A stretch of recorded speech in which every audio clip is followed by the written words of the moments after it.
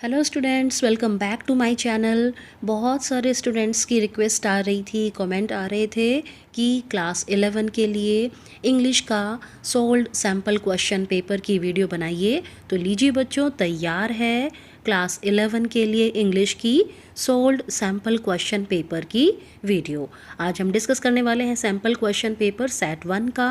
मैं जो है इसके लिए syllabus, question paper pattern, date sheet वो सारा कुछ बता चुकी हूँ, वो भी ध्यान से नोट कर लेना। तो आपका इंग्लिश का सेट 1 है 22 अगस्त को और बिफोर रिसेस होगा वो, ठीक है। 20 मार्क्स का होगा, टाइमिंग होगी 60 मिनट्स। फटाफट से इंस्ट्रक्शंस को पढ़ लेते हैं। All questions are compulsory. पहले 10 क्वेश्चंस होंगे आपके 1 मार्कर, एक एक नंबर वाले।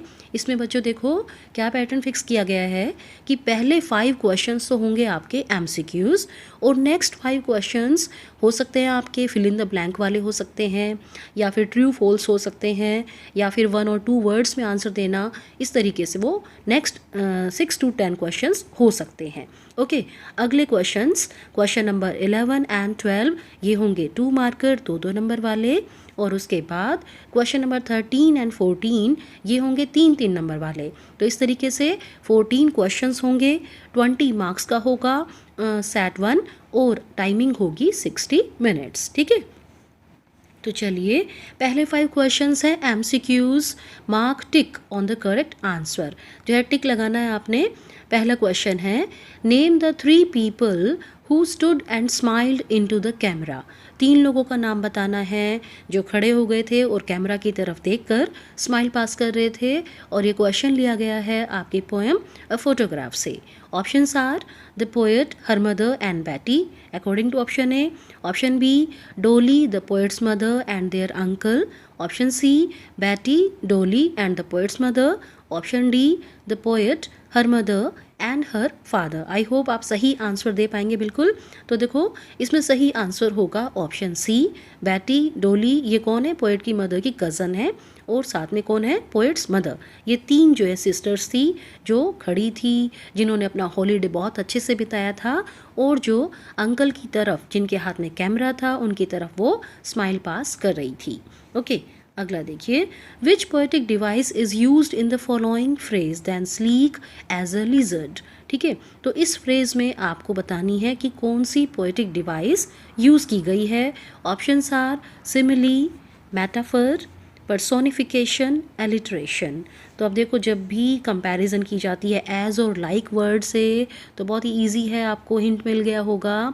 कंपैरिजन में जब एज, लाइक इन वर्ड्स को यूज़ किया जाता है तो पोएटिक डिवाइस होती है simile. Option A is right. Goldfinch की क्विकनेस को जब वो एंटर करती है तो उसको लिजर्ड के साथ कंपेयर किया गया है। ओके, चलिए next question, from which place did the author start his voyage. देखो, अब ये क्वेश्चन है chapter number 2, we are not afraid to die if we can all be together से। तो राइटर ने अपनी समुद्री यात्रा कौन सी जगह से स्टार्ट की थी। Options are South Africa, England, Australia, America. अब याद कीजिए, राइटर ने अपनी समुद्री यात्रा शुरू की थी प्लाईमाउथ से, जो कि इंग्लैंड में है। So option B is right. Next is, who discovered Tut's tomb in 1922। टर्ट की टूम को 1922 में डिस्कवर किया गया था। तो आपको बताना है कि किसने डिस्कवर किया था। Option A, B, C, D ये रहेंगे। ए ऑप्शन है जाही हवास, बी है होवर्ड कार्टर, सी है AR विलियम्स, डी है none of these. Zahi Hawass, याद कीजिए चैप्टर को, डिस्कवरिंग टर्ट द सागा कंटिन्यूड से ही ये क्वेश्चन। जाही हवास, नो वो नहीं थे। Option B, Howard Carter, yes, Howard Carter discovered Tut's tomb. AR Williams इस चैप्टर के राइटर हैं। तो इस क्वेश्चन का सही आंसर हो गया है option B. Next question, according to the author's grandmother music was meant only for. अब देखो, ये क्वेश्चन याद कीजिए किससे है। ये चैप्टर है आपका the portrait of a lady, first chapter से, बाय खुशवंत सिंह। ओके, तो दादी के अनुसार म्यूज़िक जो है उसका ल्यूड एसोसिएशन था, और वो जेंटल फोक के लिए नहीं था। म्यूज़िक किसके लिए था दादी के अनुसार। ऑप्शंस हैं harlots, beggars, teachers, both A and B. And the right answer is option D, both A and B. दादी मानती थी कि म्यूज़िक केवल प्रोस्टिट्यूट्स के लिए, भिखारियों के लिए ही होता है। ओके तो इस तरीके से पहले 5 क्वेश्चन होंगे आपके एमसीक्यूज़। अब देखो चैप्टर कोई भी हो सकता है क्योंकि आपको सिलेबस पता लग चुका है। हॉर्नबिल की बुक से फर्स्ट 3 चैप्टर्स आने हैं, 2 पोएम्स आनी हैं, और स्नैपशॉट्स की बुक से भी 3 चैप्टर्स आने हैं। तो किसी भी चैप्टर से कोई भी एमसीक्यू जो है पूछा जा सकता है, और सभी चैप्टर्स के एमसीक्यूज़ की वीडियो मेरे चैनल पर है। मैंने आपके लिए सैट 1 के लिए अलग से प्लेलिस्ट का लिंक भी बना दिया है, तो वो लिंक आपको डिस्क्रिप्शन बॉक्स में मिल जाएगा। सभी वीडियोस को ध्यान से देखना और पेपर पूरे कॉन्फिडेंस के साथ देना। ओके आगे देखिए, right your answer in 1 or 2 words। Question number 6, who is the narrator of the chapter Ranga's marriage. रंगा की शादी ये चैप्टर है, इसमें नरेटर कौन है? Answer is Shyama. रंगा और रत्ना का बेटा Shyama is the narrator.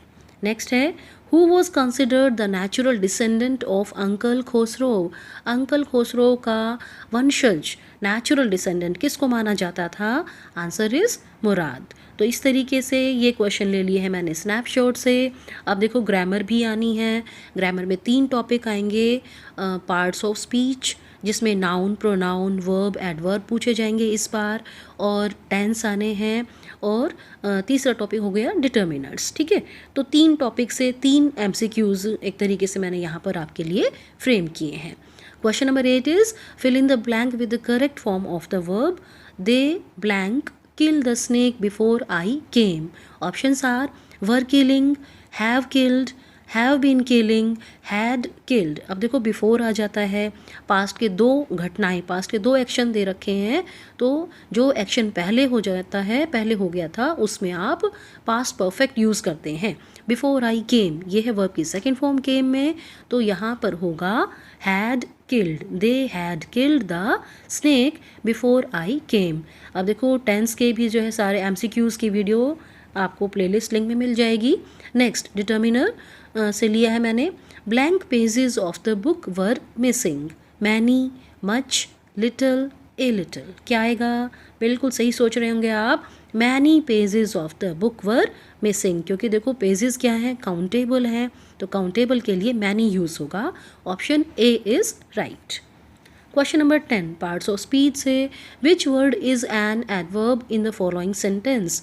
He is a good writer but he writes slowly.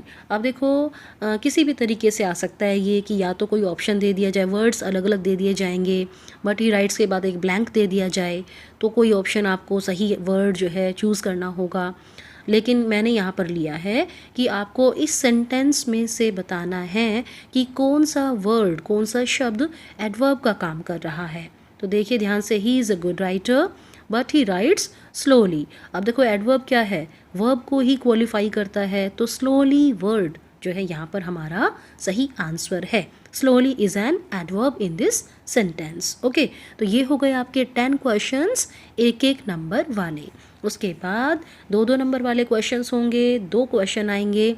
मैंने यहाँ पर लिया है ये the portrait of a lady से, how can you say that the author's grandmother was a deeply religious and kind lady. आप कैसे कह सकते हैं कि दादी बहुत ही धार्मिक प्रवृत्ति वाली और दयालु औरत थी। The author's grandmother was a deeply religious and kind lady, her lips always moved in a silent prayer. दादी हमेशा किस चीज़ में बिजी रहती थी? प्रेयर करने में, साइलेंट प्रेयर, इनऑडिबल प्रेयर होती थी वो। She always remain busy telling the beads of her rosary. अब जो है माला के बीड्स को जो है उसमें ही टेलिंग में बिजी रहती थी दादी। इसके साथ साथ अब काइंड कैसे कह सकते हैं आप? She use to feed dogs in the village and sparrows in the city. गाँव में डॉग्स को फीड करती थी दादी और शहर में स्पैरोज को। तो बहुत सफिशेंट है ये। इससे हमें पता लग गया है कि दादी जो है रिलीजियस लेडी भी थी और काइंड भी, दोनों ही बातों का आंसर हमने दे दिया। Next, what happened on the second day out of Cape Town and which thing worried the narrator। Cape Town से जब वो निकले, सेकेंड डे था, तो क्या हुआ और किस चीज़ से नरेटर जो है बहुत ही अब टेंशन में आ रहा था। Answer is on their second day out of Cape Town they began to face strong storms. बहुत तूफानी लहरें आने लग गई थी और नरेटर इसीलिए वरीड था कि वेव्स का साइज बहुत ही ज़्यादा खतरनाक था। So the narrator was worried about the alarming size of the waves. तो अब देखो ये 3 चैप्टर हैं यहाँ पर। First the portrait of a lady जो आना आपके सिलेबस में, second we are not afraid to die, और थर्ड डिस्कवरिंग टट, और 2 पोएम। तो कोई भी क्वेश्चन पूछा जा सकता है, तो उसके लिए भी देखो सारी वीडियोस अवेलेबल हैं। सभी पोएम्स की समरी की एक वीडियो है, 2 मार्कर क्वेश्चन अलग से हैं, ऐसे टाइप क्वेश्चन अलग से हैं। तो आप सभी वीडियोज़ को ध्यान से देखिएगा। Next question is which traits of the Geroglanian tribe are highlighted in the story The Summer of the Beautiful White Horse? Honesty के लिए बिल्कुल इजी क्वेश्चन, याद होगा आपको। The Garoghlanian tribe was famous for their honesty. They were proud of their family first and honest next. After that they believed in right and wrong. None of them would take advantage of anybody in the world. No member of the Geroglanian family could be a thief. तो वे ईमानदार थे, उन्हें अपनी family पर गर्व था, ईमानदारी पर गर्व था, वे राइट और रॉन्ग में बिलीव करते थे। उनमें से कोई भी मतलब कि पूरी ट्राइब में कोई भी व्यक्ति ऐसा नहीं था जो एक दूसरे का फ़ायदा उठाए, और चोर तो उनमें से कोई भी हो ही नहीं सकता था। सो ये ट्रेट्स जो हैं बताए गए हैं चैप्टर में गेरोग्लेनियन ट्राइब के। And now comes the last question. Why did the narrator suddenly decide to leave? Or why does the narrator come back without claiming her belongings? And this question has been taken from the chapter The Address. Okay. Answer is the narrator had visited 46 Marconi Street for a specific purpose. अब जो narrator एक खास उद्देश्य से इस खास address पर गई थी। उद्देश्य क्या था? It was to see and touch her mother's belongings, क्योंकि उसकी मदर का कुछ सामान था, उसको देखना, उसको महसूस करना, इस उद्देश्य से नरेटर वहाँ पर गई थी। But all the belongings, for example the silver cutlery, clothes etcetera, lost their charm. जो भी सामान था मदर का, सारा जो है उनका अट्रैक्शन खो गया था। क्यों? क्योंकि अब वो एक अजीब सी सराउंडिंग में थे। When they were found in Mrs Darling's house. अब मिसिस डॉर्लिंग क्या है, एक उन्होंने जो व्यवहार किया वो भी बहुत गंदा था, और सराउंडिंग चेंज हो गई चीज़ों की, तो उनकी वैल्यू मानो ख़त्म हो गई। So the narrator came back without claiming her mother's belongings. So this is the sample question paper for set 1। Playlist में ज़रूर देखिएगा सारी वीडियोस को, और बहुत ही कॉन्फिडेंस से अपना पेपर दीजिएगा। आज के लिए इतना ही। Thank you very much for watching this video.